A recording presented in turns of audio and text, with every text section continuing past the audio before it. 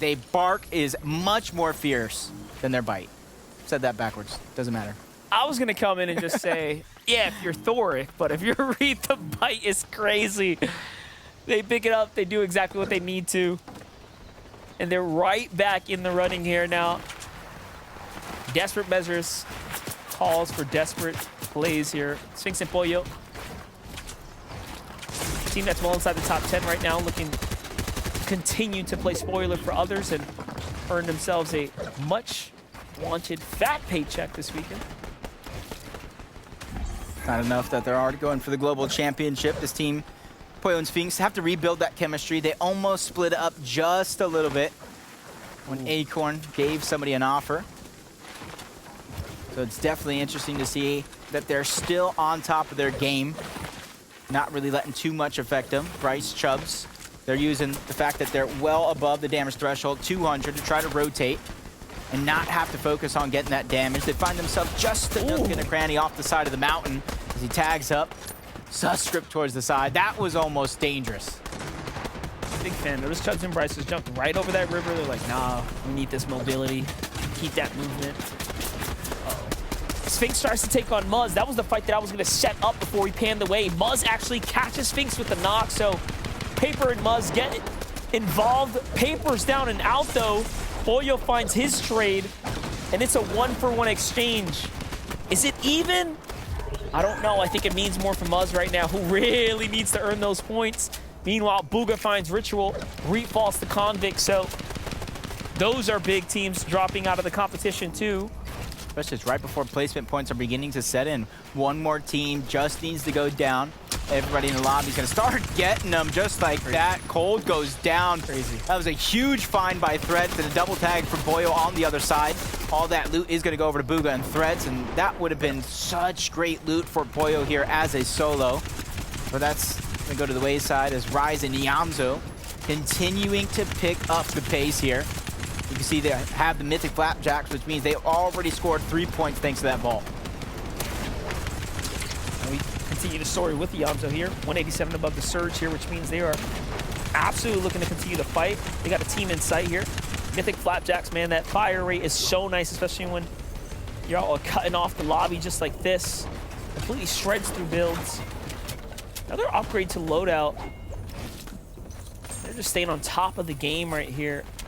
Now, material count is starting to run a little low. Meanwhile, Bugha and Threats, they pick up all of Cold's belongings. They kind of get compiled into this, so overbuilding their way to the new zone here. There goes the split. Yeah, look at that. Absolutely excellent when it comes down to the overall situation that they're in right now. Oof. Long rotate. Yeah, one of the farthest ones in the lobby. But look at them instantly go to the slower side of the zone to where they're going to have Leaves congestion while all that's going on. In the stack side, Kanata takes a huge shot. Slurp Juice being forced out, but they don't continue to put that pressure, so Kanata and Agers will live to tell the tale yet again. As Bugha and Threats, I kind of see them, follow them on the mini-map. They complete the rotation. They find themselves on the front side of the zone, and this is where Kanata and Agers are going to begin their own rotation. Hasn't been a team I've watched more this weekend that I've just used textbook every single time. It's just Bugha and Threats.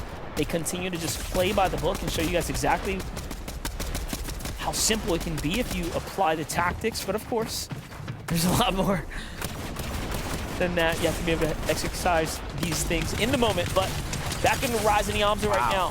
They're below the Surge. This makes them extremely dangerous here, but there's duos everywhere right now. Teams coming in from below is going to catch Yamzo there completely off guard. He's completely finished now. He does, however, get a shot before he gets sent, so they're okay for now. Ours has been doing good.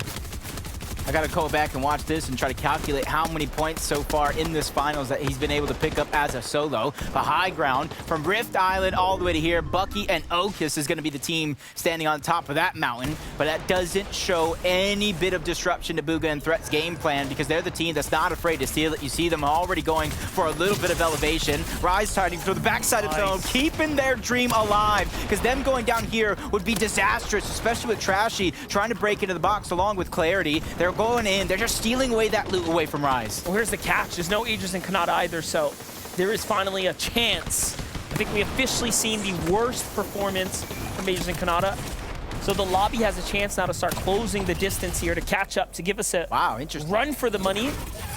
Rift comes out from Baka, though. Pars off the shrine there. I like this play. Other teams taking note, and they jump in as well. Meanwhile, Clix is still alive here. Solo in the end here, trying to get his moment, trying to find his chance here to make a big play. Already 2 elims. Great game for him, but he's going to need a little bit more. He doesn't have much material. This is where he thrives best here. I have a feeling of nostalgia watching Clutch, or Clix trying to clutch up as a solo. Last of the splash is used. This is his chance to try to get a flank onto somebody. He's seeing Source. He's trying to build through. He's trying to pick and choose his movements wisely here to try to go ahead and see who he's going to catch off guard. And he's not getting greedy. He's not just going onto that first opponent, but gets stuck. Maybe he should have been a little shorter. Still good game, though. Top 10 there. Source finds him out. Here's Bugha.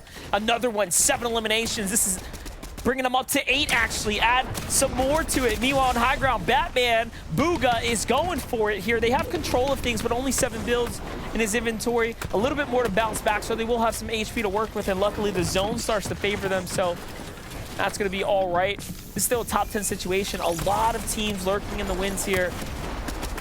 Team Edmis on Chubbs. Bugha goes down. Threat's doing what he can to try to make up for it. Into the final 6 we go, and everything comes tumbling down. That was so close. They didn't have any builds to try to hold on. That fall damage would have been disastrous. Yuumi gets spotted out, but another miss by Batman. Bugha's going to allow him to live, to fight another tail. Bucky's going in, and Bucky takes out yet another player as they have 7 eliminations and quickly climbing up the leaderboard. Such a wild card right here. They've played so well here onto day 2, seemingly finding their stride, going back to the Rift Islands, right? Things are just coming together.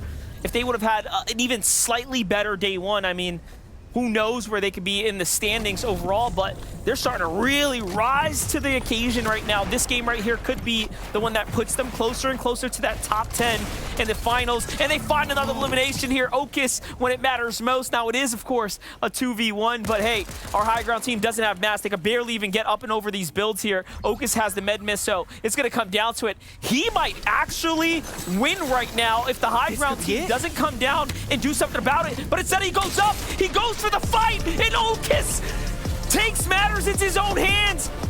The Mega Brain play, uses the med miss, slips around, goes up, and then takes the fight.